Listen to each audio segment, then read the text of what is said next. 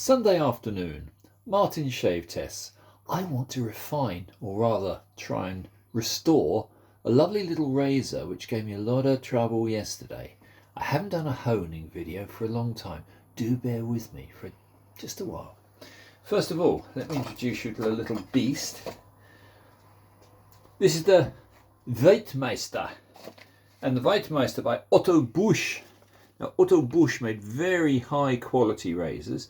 The only trouble with this one is it had been kept in its polythene sleeve with its guarantee paper, and unfortunately we have a little bit of cell rot, and cell rot, as we all know, is not really fixable. However, there's the plastic sleeve, and I think by keeping it out from its sleeve it'll stop the nitric acid vapours from escaping from the celluloid. It's the celluloid, early celluloid, had a nitric acid base within it, and of course the fumes, if they're trapped, will come out and rot your steel. So this one, unbeknownst to me, had a little bit of trouble going on. I tried to do a job of it yesterday. Unfortunately, I was only partially successful. There is a little bit of pitting still on the very edge, so we're going to get rid of that. So first things first, let's see if we can get a 3000 grit stone ready, and that won't take a second. The 3000 is probably the one I'd go to most for light removal of steel. I've got a 1K King stone, and that's a little bit too rough. Anyway, that's now flatted beautifully, and now we're going to try. I'm not going to tape it, it's probably not really worth it, so let's just try as it is to see if we can get just a little bit of the pitting out from the edge. Yes, yesterday I was messaging Sean, Mr. Staplefield, and I was just saying to him some of these problems, and they always come in 2s and 3s. One was, here's my little loop. I used the loop to check the edge. Trouble is, the batteries had gone, failed. Luckily, I do actually have a spare, so hopefully today we'll have no more trouble. If I can remember which one was in it. Yes, that's the dead one. And this one is the live one. Ta-da! So hopefully we can use this one. It's very, very bright and sunny, not the best conditions. However, let's see if we can just remove a bit of steel. I love to watch on this stone, I love to watch the slurry building up. It shows you're doing a good job. I haven't taped this lovely little razor. It hadn't had very much use in its life, but the slight corrosion really put me off it, so I'm not going to bother treating it like a little prince. It's not. However, I will try my damnedest to revive it, because it's a very high quality maker, and it's a shame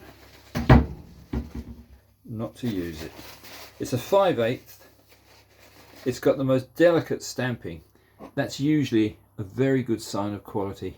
It actually says on the tang, made from Boma extra razor steel, best electric silver steel. So they put a lot of trouble into this. It's a number 366 Weltmeister, which means, of course, according to the interpretation that I've got, it means that it's a world beater. Yep, it's a world champion actually. It's a world champion, and the Hochstellung is a maximum performance. So it's a maximum performance world champion. Yeah, well, it's a world champion at getting corroded. So I hope that, by the looks of it, they put a light on it. I think that's already removed the edge pitting. Yeah, it has. I'll be damned. Just goes to show. Yeah, that's all it took. So all that time yesterday was wasted. According to the marvellous Sean, I did actually try to give it a honing just using diamond slurry on my one and only J-net. Wasn't very successful. So this is the better answer. You can't go wrong with a professional stone, and that is a very good stone indeed. This is a Nanoir 3K professional that's just done its job. So I'm going to now wash the slurry off, which was a very nice dark slurry, and I'm now going to go to a 5K, 8K, and then we'll finish it on something special. So I'll put that there to dry, hopefully. Let's now try a few laps on a 5K. This is a 5K Shapton, which again is a very popular stone for good reasons. A very good stone. Let's put some water on that. I'm pretty certain this one, last time I used it, was very flat, so I'm not going to bother flattening it on a diamond plate. Just going to go straight into removing some of the 3K striations. The 3K scratches can be very quickly got rid of if you jump through the stones properly. I'm putting a little bit of pressure on, but not very much. So that's now gone from 3K to 5K. That'll be enough. I'm now going to go to 8K. And the 8K, I must say, is one of my favourite stones. Some people like them, some people don't, but I like them. And originally I got this one from Knives and Tools. It's a Nanoir Snow White German Busch. Ha ha! So there we are, German Busch, whatever that means. This is the 8K Nanoir. Let's just put a few lines on it, just to make sure that it is reasonably flat. I'm being a little bit silly with this because really the poor little razor, though it was a very, very high quality razor, is it worth the trouble? I don't know. Do make sure your diamond plate is nice and clean. Worst thing you can do is to contaminate a stone. Yeah, nice hard stone, this super white. In fact, I'd say it's one of my all-time favourites. And that has now been flatted. Yeah, very, very flatted. Nice. Let's spray a little tiny bit of water. We'll call this then done. And then, haha, I am going to give it a very special edge. Yes, sir. What I love is you can actually see very physically what's going on with the white stone. And I would say, judging by the amount of lovely dark grey slurry, we've already reduced this edge to 8K. That's quite good enough for me. In fact, you could shave off this as it is now. An 8K edge will give you a good shave. Some better than others, naturally. Yeah, as far as I can tell, there's no trace now of pitting. Let's just have a look.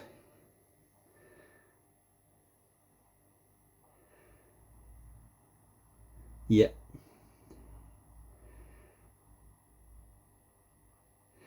As Sean quite wisely said this morning on a message to me, he said, it's the devil's spit. There's nothing worse than corrosion. However, it can be usually teased away, which I think we've done. So now what we're going to finish with, which is again in homage to what Sean said about trying a one stone only with my Japanese stone. But I'm not going to do that. I'm going to use this fine beast. An Ardennes coticule. Not my biggest, but it's a little beauty. and I'm going to put it on here. It is quite a small stone actually, so it may not be the wisest way to mount it. That'll do. Right, let's drive up a slurry. I'm not going to flatten this beautiful little stone.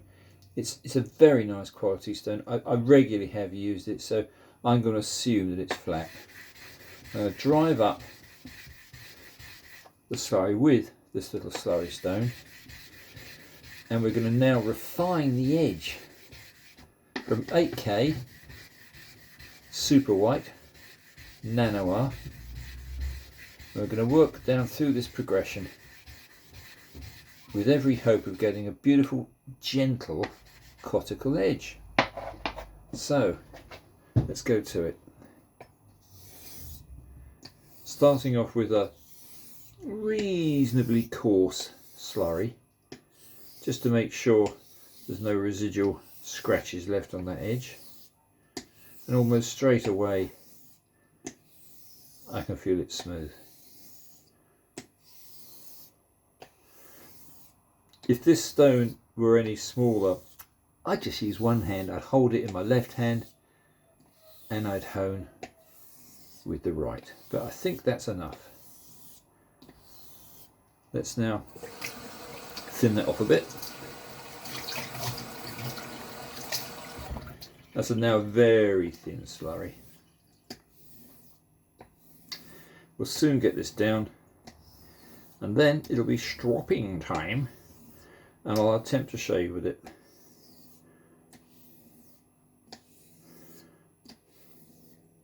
When I'm using a moderate to larger size stone, I really do prefer two-handed. It gives the very even pressure. Particularly important on a delicate little razor. This is a 5/8 and it's quite a lovely little thing. Right, I think that's enough. Weaken it one more time. So there's almost no slurry at all. Very, very light slurry.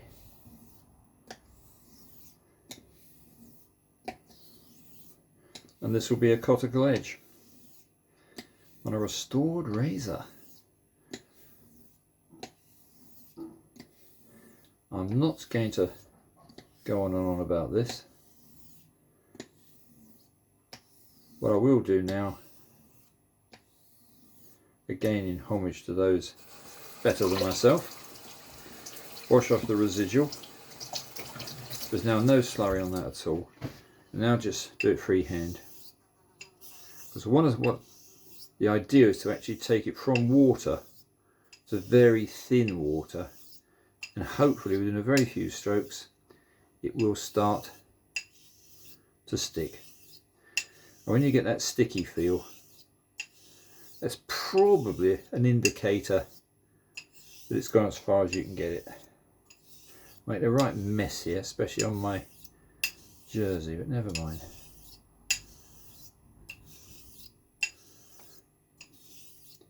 No, I still can't feel it sticking, but I can see there is still a very fine misty slurry, so it is still cutting. I think I'm not going to bore you to tears with this, chaps. I'm just trying to restore this poor little razor from having a pitted edge to having a reasonable edge. Very light strokes now, very, very light. Now I reckon that has now got a reasonably refined coticule edge. Wash off the water. Wiser heads than me do use other things. I'm going to try today just to use a little bit of soap. Tiny, tiny, tiny bit of soap. The little garnets which are floating in the slurry might be fooled by this. I hope they are. Now, this is just now soap and water. Probably makes no difference at all. So we've gone from 3K, 5K, 8K, and this little Belgian coticule, this little Ardennes coticule, through a modestly heavy slurry to a light slurry to a very light slurry to soap and water, where now I honestly can say I can't feel any cutting at all. This is more like on smooth glass, so I'm going to call that it. I'm going to call that finished. Let's wash it off. We'll do one last check of the blade, because you always get a very interesting difference between a synthetic stone and a natural stone. Vive la difference. Let's see. I hope the lighting's okay, guys. I can't see a thing. It's very bright sun in my kitchen now, but that looks to me pretty good. Let's put it under the glass one more time. These little loops are great. I would honestly say, if you want to invest in something, invest in a nice little fairly powerful loop. This is 40 magnification by 25mm objective lens. Yeah, I think with a reasonable stropping that'll be all right. It's very difficult to tell under this lighting, but I reckon we're there. Goody goody gumdrops. Swish off the loop, close it up, put it away later. Just for a bit of fun, I'm going to read a tiny bit from this warranty paper. I don't know the exact age of this razor, but I would say it's probably 1950s. It could be a lot older. Note the instructions on the other side. These are hilarious. Yep. The cutting edge is very sensitive. Please avoid the danger of rupture in the blade, which will appear in consequence of needless blows and heavy pressure of the cutting edge. Use only a fine-grained stone and work without pressure if a fresh sharpening of the razor requires this operation after a long service time. I think it's perfectly reasonable. Then they say strop it. So there we have the original paperwork. There we have the probably 1960s god-awful Weltmeister. Yes, this is the Weltmeister World Master plastic case, which sadly trapped nasty gases which caused this to start to corrode. Anyway, that's it for now, guys. I'm going to go upstairs, I'm going to strop it, and I'm going to show you with it. So hopefully I'll do 2 videos. Martin shave tests. That's all for now. Bye for now.